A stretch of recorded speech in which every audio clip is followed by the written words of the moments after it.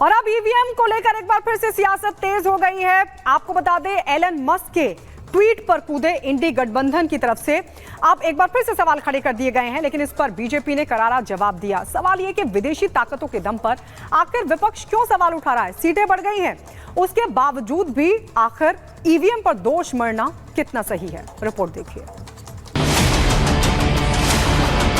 EVM पे भरोसा नहीं किया जा सकता, ईवीएम को खत्म करना चाहिए।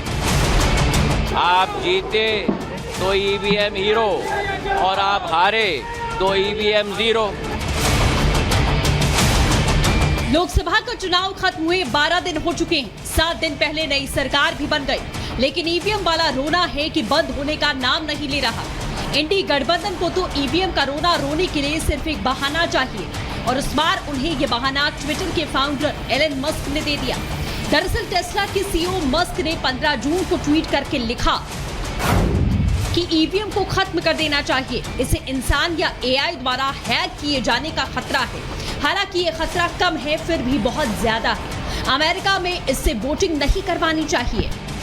एलन मस्क की ट्वीट के बाद मानो इंडी के हाथ बटेर लग गया। फिर क्या राहुल, क्या अखिलेश, सब अपना राशन पानी लेकर टूट पड़े और ईवीएम पर बेवफाई का आरोप लगाने लगे। इंडी की ये नेता खुद भूल गए कि इस बार उनकी खुद की सीटें बढ़ गई हैं और बीजेपी की घट गई हैं। यहाँ तक कि बीजेपी ने एनडीए घटक दलों के साथ अपनी सरकार बनाई और ये सब कुछ हुआ इसी ईवीएम से चुनाव की बदौलत। लेकिन फिर भी वो ईवीएम को कटघरे में खड़ा करने से बाज नहीं आ रहे। राहुल गांधी ने ट्वीट करके लिखा कि भारत में ईवीएम एक ब्लैक बॉक्स है और किसी को भी उनकी जांच करने की अनुमति नहीं है। हमारी चुनावी प्रक्रिया में पारदर्शिता को लेकर गंभीर चिंताएं जताई गई। जब संस्थाओं में जवाबदेही की कमी होती है तो लोकतंत्र का दिखावा बन जाता है और धोखाधड़ी की संभावना बढ़ जाती है। तो वहीं अखिलेश यादव ने अपने ट्वीट में लिखा कि टेक्नोलॉजी समस्याओं को दूर करने के लिए होती है, अगर वही मुश्किलों की वजह बन जाए तो उसका इस्तेमाल बंद कर देना चाहिए। आज जब विश्व के कई चुनावों में ईवीएम को लेकर गड़बड़ी की आशंका जाहिर की जा रही है और दुनिया के जाने माने टेक्नोलॉजी एक्सपर्ट ईवीएम में हेराफेरी के खतरे की ओर खुलेआम लिख रहे हैं, तो फिर ईवीएम के इस्तेमाल की जिद के पीछे की वजह क्या है? ये बात भाजपाई साफ करें। राहुल और अखिलेश के साथ साथ उनकी पार्टी के नेता भी ईवीएम पर सवाल उठा रहे हैं। हमारे देश के अंदर भी बैलेट पेपर को यूज करना चाहिए। अगर सारा विपक्ष ये कह रहा है कि ईवीएम पर हमें भरोसा नहीं है, सरकार क्यों जिद कर रही है कि नहीं ईवीएम से चुनाव होगा, बैलेट पेपर से नहीं होगा? भारतीय जनता पार्टी ने भारत में जो जिस तरह की सरकार चलाई है उसमें हर चीज को हाईजैक किया गया है, और वही एक पार्टी है जो ईवीएम को और इन सारे प्रशासनिक सेटअप को जस्टिफाई करती रहती है, डिफेंड करती रहती है। वरना जिस तरह के आरोप लगे हैं उस तरह के आरोप पे ना इलेक्शन कमीशन की साख बची है, ना ईवीएम की साख बच रही है।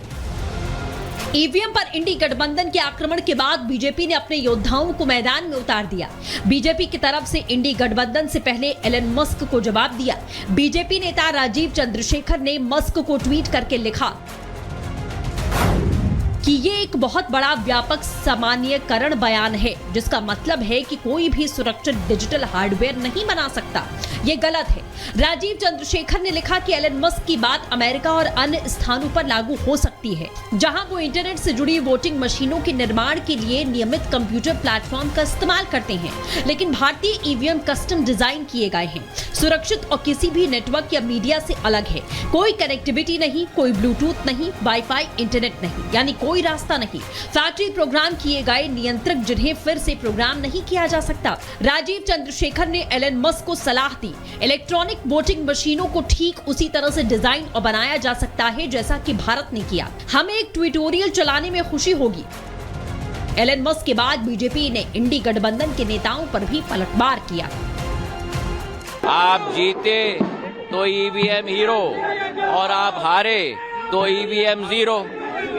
ये नीति कांग्रेस की जान चुकी है और इसलिए देश की जनता ने तीसरी बार प्रधानमंत्री नरेंद्र मोदी जी की सरकार पूर्ण बहुमत के साथ बनाई है। कांग्रेस पार्टी, उनकी शायद राजनीति अब सकारात्मक राजनीति रही ही नहीं। तो कहीं ना कहीं प्रश्न उठाना है, चाहे प्रश्न में गंभीरता हो या ना हो, तो ईवीएम पे लगातार पूछते जाइए। इससे क्या लोकतंत्र खतरे में नहीं होगी? मुझे लगता है राहुल गांधी जी क्योंकि विदेश में जाकर कहते हैं कि लोकतंत्र खतरे में है, इसीलिए वो चाहते हैं कि देश में इस प्रकार की एक भाषा बने कि लोकतंत्र खतरे में, जबकि लोकतंत्र देश में मजबूत है। ईवीएम पर छिड़े विवाद पर चुनाव आयोग ने अपना पक्ष रखा। इलेक्शन कमीशन ने साफ कहा कि ईवीएम पर गलत खबर फैलाई गई। इसे सुप्रीम कोर्ट तक ने क्लीन चिट दी है। अब सवाल ये है कि क्या इंडी गठबंधन जान